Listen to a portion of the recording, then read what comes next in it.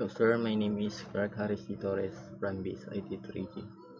Uh, our video for today is the assessment for midterm PowerPoint presentation and assessment 1.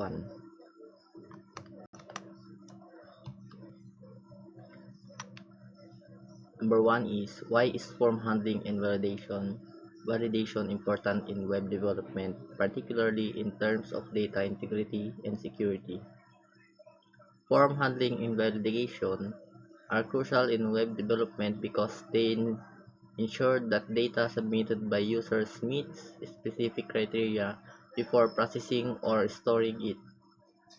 This is essential for data integrity. Validation prevents incorrect, incomplete, or irrelevant data from entering the database, ensuring that the stored information remains accurate and useful. For instance, validation checks like required fields, email format, and password strength help maintain data quality. Security. Validation also protects application from malicious inputs that could exploit vulnerabilities. For example, by validating inputs, developers can prevent SQL injection, malicious SQL code in input fields, and access cross-site scripting attacks which compromise application security. Number 2. What are some key Laravel features that help prevent security vulnerabilities such as SQL injection and cross-site request forgery or CSRF when handling from data? Laravel offers built-in features that help safeguard application from common security threats. SQL injection prevention. Laravel's Query Builder and Eloquent ORM automatically blind parameters to prevent SQL injection. Instead of directly inserting user data into queries, these tools prepare statements that securely handle input. Cross-site request forgery or CSRF. Laravel includes a CSRF token mechanism that protects against CSRF attacks. Each form submission in Laravel includes a hidden CSRF token that verifies the request origin, ensuring it comes from the same application. Validation rules. Laravel validation rules not only validate data but also ensure that specific types of content are allowed form submission, reducing risk or harmful input. So, ang SQL injection po is siya yung nagbibuild sa ating SQL at dumidirect siya sa user ng data sa database. Then ang cross-site request forgery po, siya po yung parang nagpo-protect po sa ating pag-input ng mga text or details natin sa ating application. Yan yung validation naman po is mag-validate niya po yung mga types na content ng nasa fill upan para hindi mag-reduce ng risk or harmful input. Number 3. Explain how you will create a basic form in Laravel using a Blade template and handle its submission in a controller. Include an example of how we define validation rules. So, ito una po is itong Blade template from the feature dito, subuse.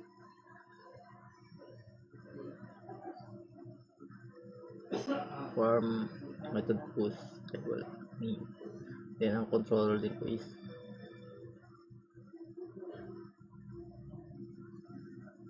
ito. Kunwari po, ito yung fill upan natin. Tapos, once na nag-submit ka, tapos nag-success, yung controller Yung controller is mag-pop up siya ng form submitted successfully. Din yung name po natin is naka-required din, ang maximum niya na is 255. And yung email po, required din po yung email at dapat unique po yung email na ilalagay natin dito na walang katulad para hindi may mag-conflict. Next is sample name is required to be a string with a maximum length of 255 characters, and email is required to be unique. The user's table validate method automatically check these rules and throws an error if the input does not meet the requirements. So yun nga po sinabi ko. Next, how can customized validation error messages improve the user experience in a web application? Provide an example of how you would customize and display validation error messages in a Blade template. Customizing validation error messages enhances users' experience by making feedback more relevant and easier to understand. Clear, user-friendly error messages help users quickly identify and correct mistakes, improving form completion rates and reducing frustration. Ito po ang example sa control ng error messages.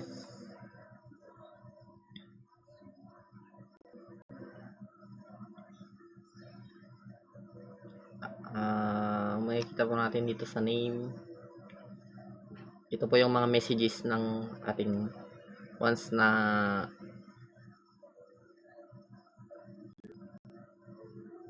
ito po yung messages para po ma-correct yung ating ilalagay na text or yung ilalagay natin na mga data para maging maayos po yung ating requirements na ilalagay dito. Kunwari yung name, sabi niya is please enter your name. Nagme-message siya dito.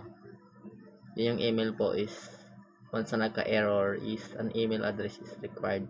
Pag sinabit mo, dapat required siya. Kunwari lalabas na an email address is required o hindi mo siya na fill upan.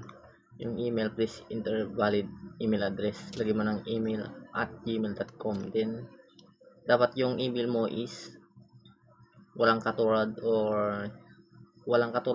dahil unique. Kasi once na merong katulad is may magko-conflict, magkakaparehas. Then pag naging successful is lalabas na validation is form submitted successfully. And displaying custom error in Blade template. Using error field, will display error messages directly next to each input field. Custom messages like please enter your name are more descriptive than generic ones, providing a better experience. So pag nalagay na po natin dito itong message, ang magpapakita po dyan is ito, yung please enter your name. Then yung nilagay natin sa email, ito rin po yung lalabas dito sa email. Ito po yung lalabas dito pag once na yung validation. Number 5. What are the benefits of centralizing validation logic in Laravel application? And how does this contribute to the maintainability of a web application? Centralizing validation logic in Laravel provides several advantages. Code reusability. By centralizing validation, you can reuse rules across multiple controls in views, reducing redundancy and ensuring consistent data validation throughout the application. Easier maintenance with validation rules are in a single place, such as in dedicated from form request class, making updates become simpler and less error prone as you only need to modify rules in one select location. Improved organization.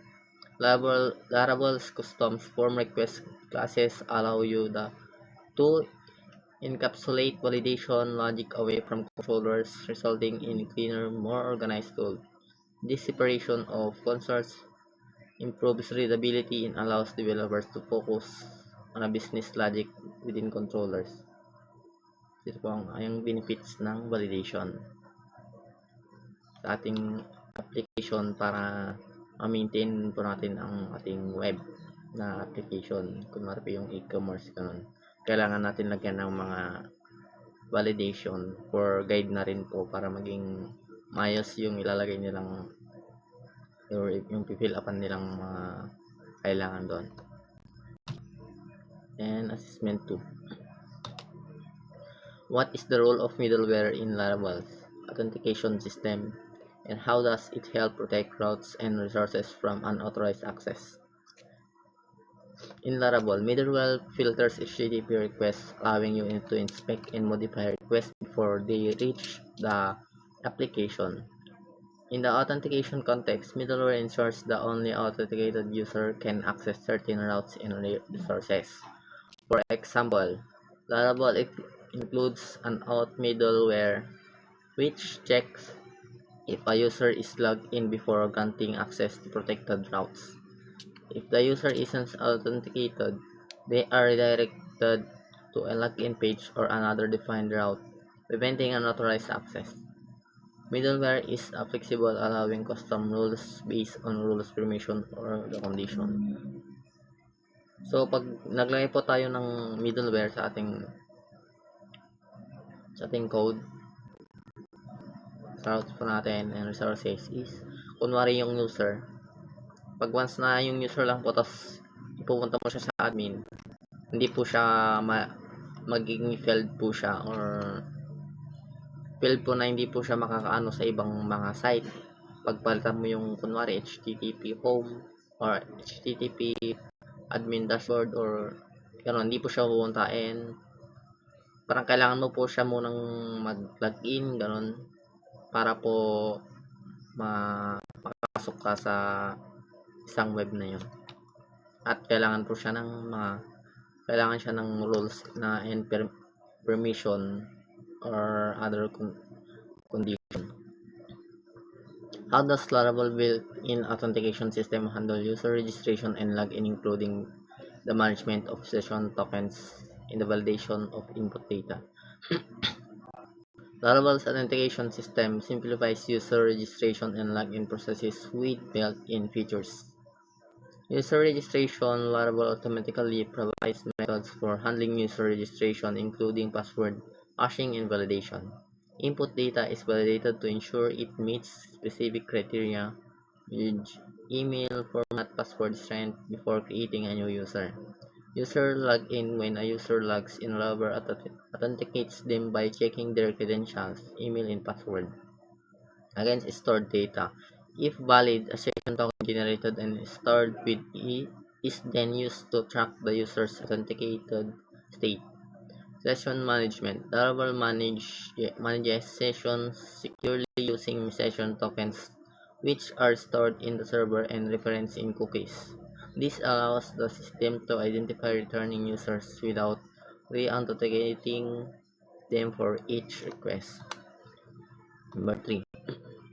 Explain the importance of security measures like SQL injection prevention and XSS protection in login and registration forms. How does Laravel assist in preventing these vulnerabilities? Security is essential in login and registration form to prevent unauthorized access data compromise. SQL injection prevention: without protection, malicious users could inject harmful SQL code into input fields. Laravel ORM or Eloquent and Query Builder use parameterized queries, automatically escaping user inputs and preventing SQL injection. And XSS protection: cross-site scripting. Attacks involve injecting malicious scripts into web pages viewed by other users. Laravel escapes HTML output by default in Blade templates, ensuring that special characters in user inputs are treated as text, not executable code. This prevents JavaScript or HTML from being inadvertently injected and executed. By handling this protection, externally Laravel minimize the risk of SQL injection and XSS attacks in login registration process. Sasabi dito ang kalagaan ng SQL injection at ang XSS protection is para na-avoid natin yung harmful na pag-attack ng mga malicious.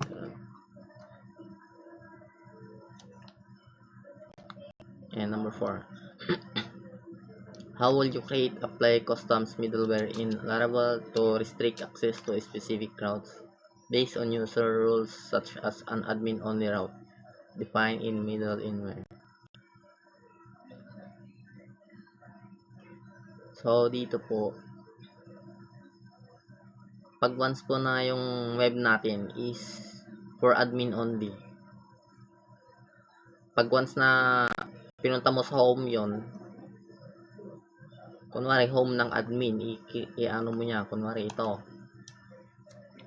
yung HTML admin, ito pumunta dito, kunwari yung admin mo HTTP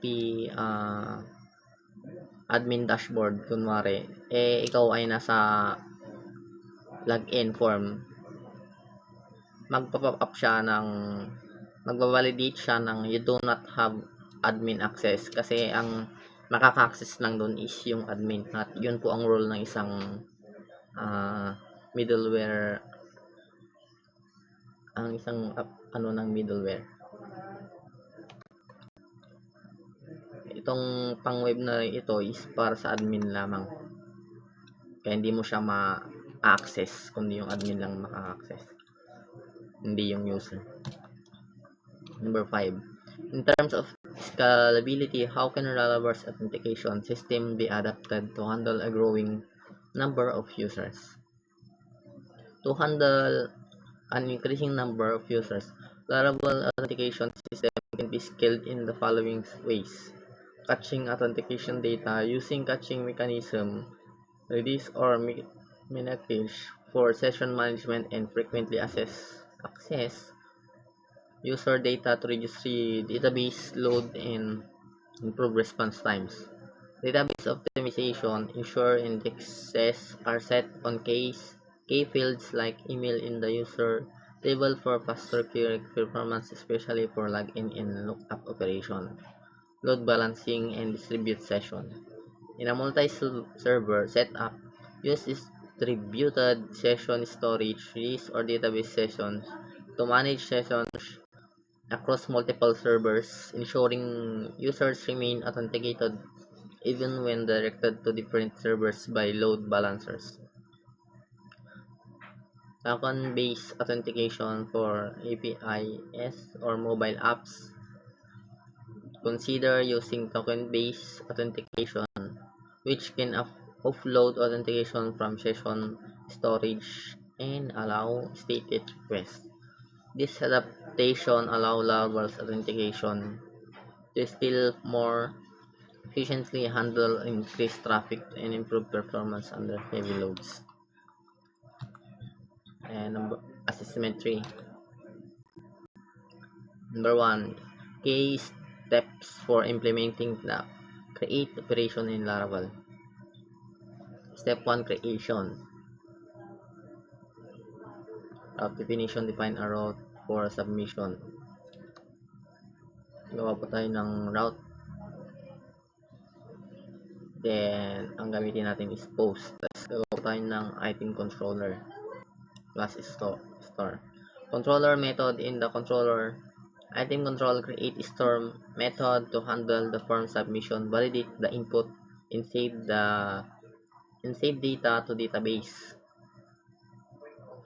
So, yung control method natin, siya po yung magsisave ng ating data sa ating database. Blade view inform, use blade view to create form user input. Parang ito po yung UI po natin.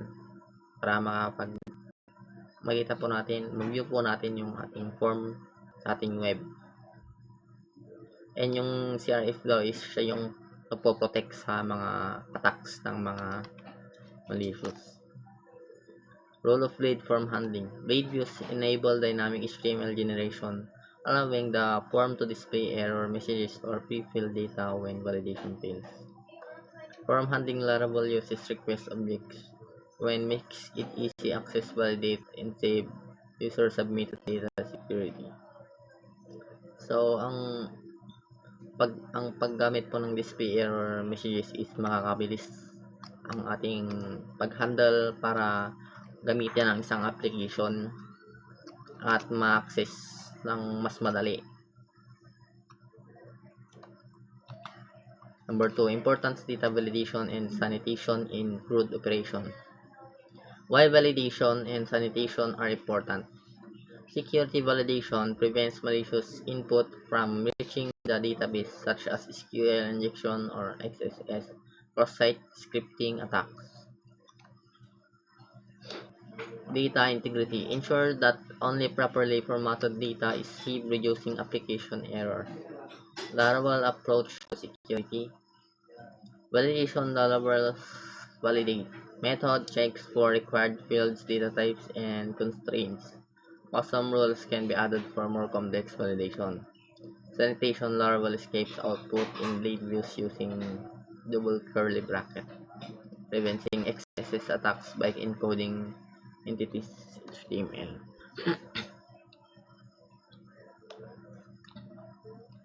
Number 3. Implementing the read operation in Laravel. Step for the read operation, control method in a controller. Item control created a show or index method retrieve data using Eloquent. Passing data to blade view. Pass the retrieved data to a blade view using return view. Displaying in blade view. Use blade syntax to through and display the data for each and $ items as items. Ito po yung code natin sa ating controller. Sabi po dito, public function all lahat po ng item is ang ma-view nyo sa item index is items. Then ito po sa views or sa blade po natin, for each is tatawagin niya po yung item para madi-display dito yung mga item sa web. Item na nakalagay sa ating database. Mga data. Number 4. Purpose of the update operation and handling form. Submissions. Purpose of the update operation allows modification to existing records in database, often to correct errors, update information, or changes status. Handling update in Laravel. Route definition. Definition are route for displaying the edit form and route for handling the form submission. Edit. In the edit form is used to method post with a method put to simulate put requests. And controller method, the controller's update method validate the input, find the record by ID, update its attributes, and save it. Number 5. Ensuring secure delete operation in Laravel. Security measures for the delete operation. Authorization ensures only authorized users can delete records using middleware or policies. CSRF protection. Laravel's CSRF tokens prevent unauthorized requests from external sources. Confirmation dialogues. Add a confirmation prompt in the UI to prevent accidental deletion. Role of validation. Validation ensures request is authenticate and comes from an authorized source, adding a layer of security against accidental or malicious deletions.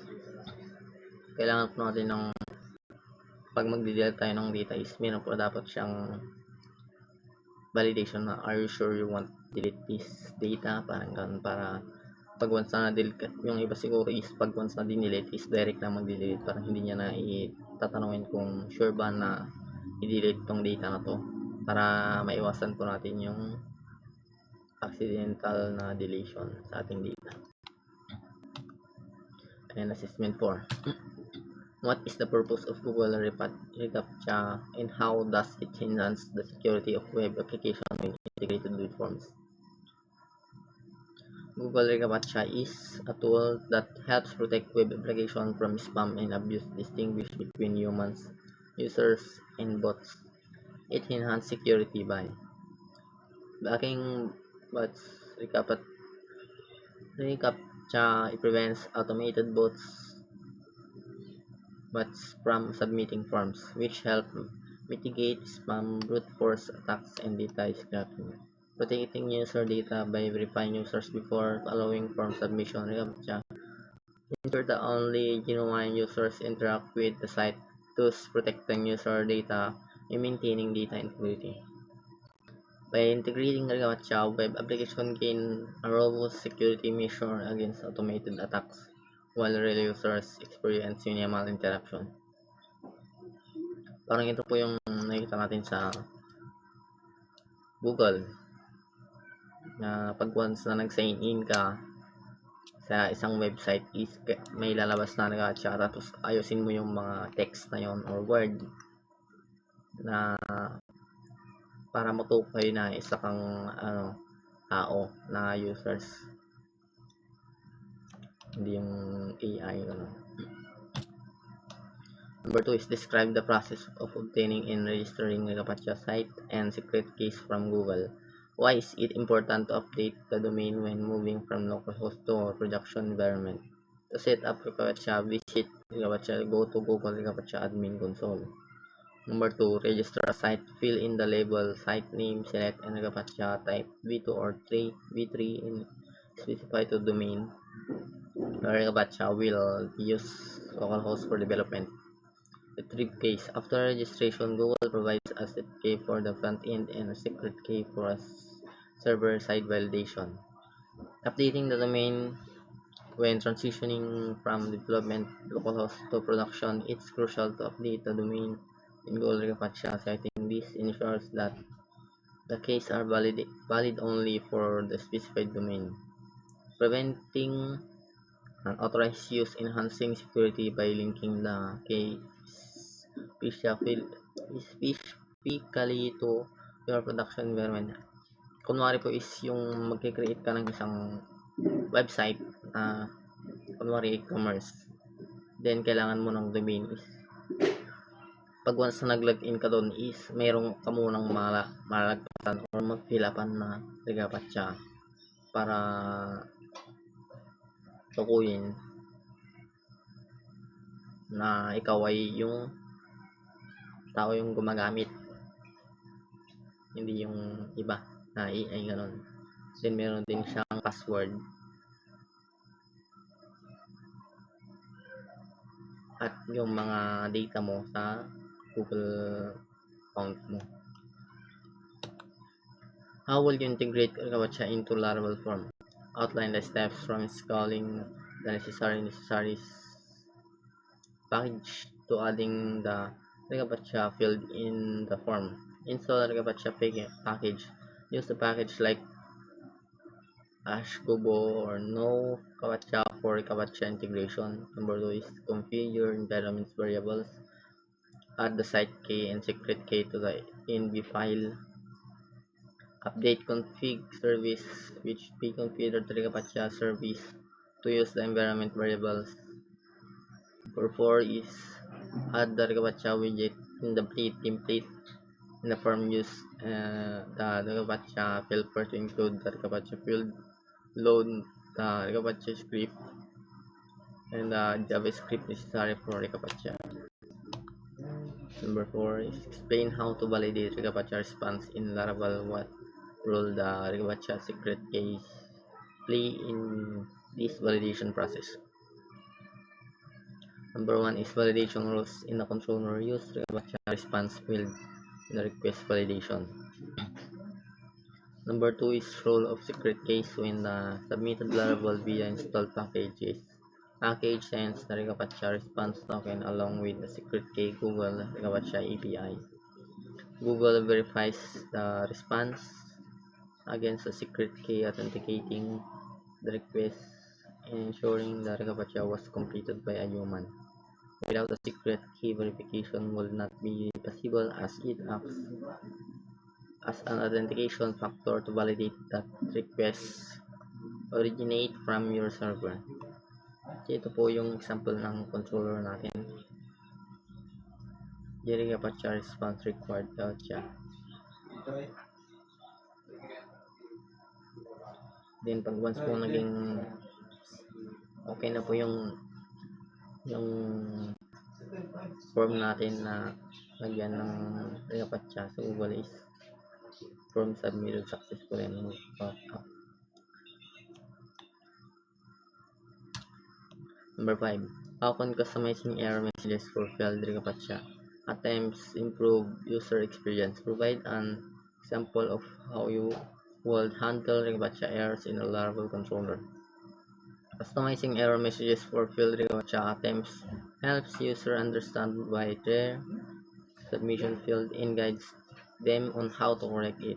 Clear error messages reduce frustration and make the application more user-friendly. Example of handling reCAPTCHA is error in Laravel. Pag once po na ito, kumari yung name po natin ay display error message. Display error message template in the blade template display validation errors. Pag once na itong error has reCAPTCHA response. Pag once na nagka-error po dun sa pinilipan natin is mag-validate siya ng please complete the reCAPTCHA to confirm you are not a bot.